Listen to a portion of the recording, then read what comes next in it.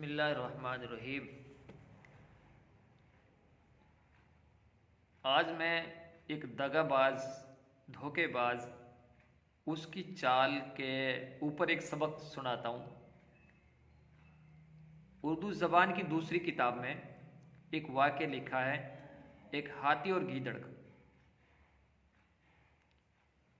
जंगली हाथी को गीदड़ों ने फंसाया तो आपस में कहने लगे, गीदड़ों ने मशवरा किया और कहने लगे कि जो किसी तरह से ये मारा जाए तो हमको बाफरागत 4 महीने की खुराक हाथ लग जाए, इतना मोटा तगड़ा है।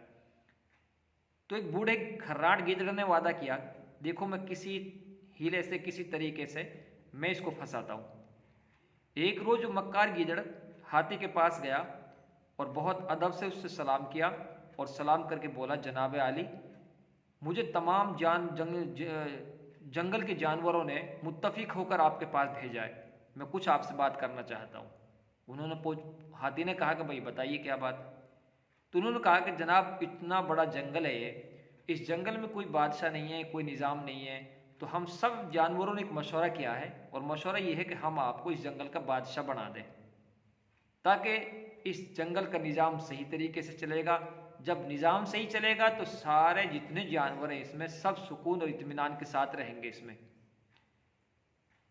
तो हाथी एक लालच में फंसा, तो हाथी ने कहा कि बताइए क्या करना है। तो उन्होंने कहा कि आप मेरे साथ चलिए। गीदड़ आगे आगे चला और हाथी उसके पीछे पीछे, और फिर ऐसे रास्ते से गीदड़ उसको लेके चला कि जो रास्ता एकदम तंग था। जब तंग रास्ता आया तो गीदड़ ने अपनी चाल तेज की, तो हाथी भी एक लालच में था, उसके पीछे पीछे वो तेज चला। इत्तेफाक से वो इतना तंग रास्ता कि उसमें हाथी का निकलना नामुमकिन था, और इत्तेफाक ऐसा हुआ कि हाथी का पांव फिसला और उसमें धम देसे नहीं गिरा।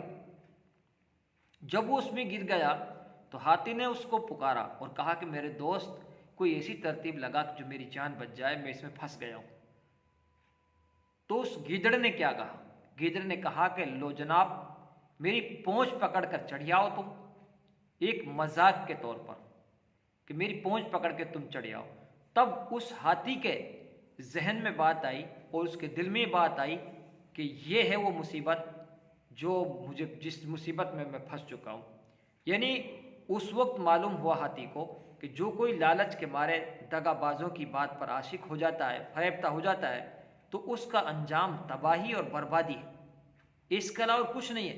आखिर हाथी गार के अंदर चढ़ है, मर गया। एक और गीदड़ों ने गीदड़ों के गोल में उसको और उसके सामने तीन बातें करके खा लिया। उससे कहा कि या तो तुम एक शराब सुना देता हूं, या तुम छोटा बड़ा बच्चा था, उसके बाद बड़ा ही कमीना पाजी है, या मुझसे जिना, बड़ा ही कमीना बुजुर्ग ने पाजी है, बातों को जो दगा से निकालता है। तीसरी के लिए कहा, होशियार आदमी को लाजिम है किसी का हक के काम का पहले सोच ले, लेकिन शराब में